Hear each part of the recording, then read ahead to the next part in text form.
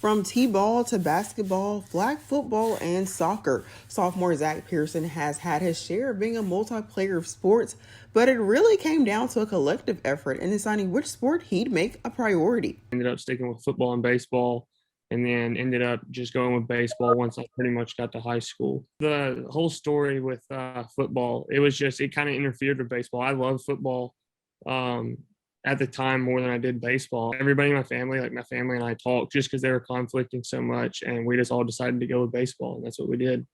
And it's a good thing, too. He really found his niche with playing baseball, taking on the position of pitcher. We spend a lot of time going into like the preparation of it, like your workouts, they matter, the movements, they matter, everything matters when it comes to pitching. And so once you get in the game, you just got to have confidence that like you did everything that you could do to that point to be where you're at now.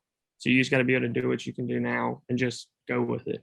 But there's one thing he learned to master while attending Calhoun Community College, and he said it made all the difference. Breathing exercises are really good. Pushing all the air out and clearing your thoughts, and then finally letting that deep breath back in when you can't like hold it anymore, like with it out. It's just those helped me a lot, and I learned all those from my pitching coach here at Calhoun. Growing up, I would get stressed on the mound, and at the time I would say I performed better under it, but now knowing like what it's like to perform without stress, no, like you perform way better without it. Out of high school, Zac enrolled and played for Middle Tennessee before dealing with injuries and transferring into Calhoun in January of 2020, just as the pandemic was making its mark on the U.S. and the state of Alabama. And so we actually got a little bit into our season, maybe 10 to 15 games in.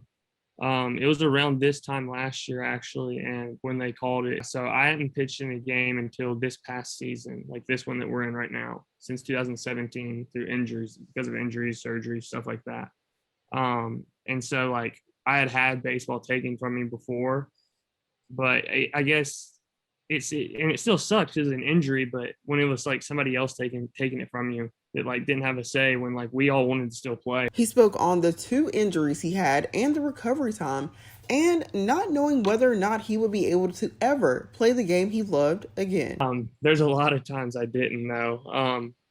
I mean, I always like I had that little bit of hope and faith. Like I'd say that's why I never quit or gave up. I always heard a thing growing up, kind of like you can what if it all you want, but nobody really knows. Like if you try and fail, like at least you know. Whereas if you don't do it, then you never know. So I didn't want to I wanted to have no regrets. Zac says this season was personal. It was either now or never. So me and one of my teammates, we stayed down here this summer in Decatur and worked out all summer together every day on a program that our pitching coach had got for us. And the way I took it is this is kind of my last shot. This is my last year to like get out of here and go somewhere else. And so like that was kind of my mentality all summer and like fall coming into the season is it's either now or never.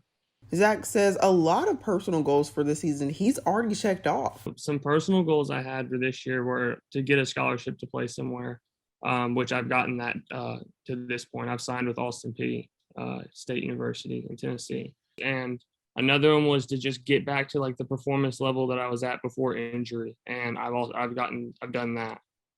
So those are two personal goals I had. And then just team goals, honestly, I mean, I feel like, in my opinion, we have a pretty good team this year.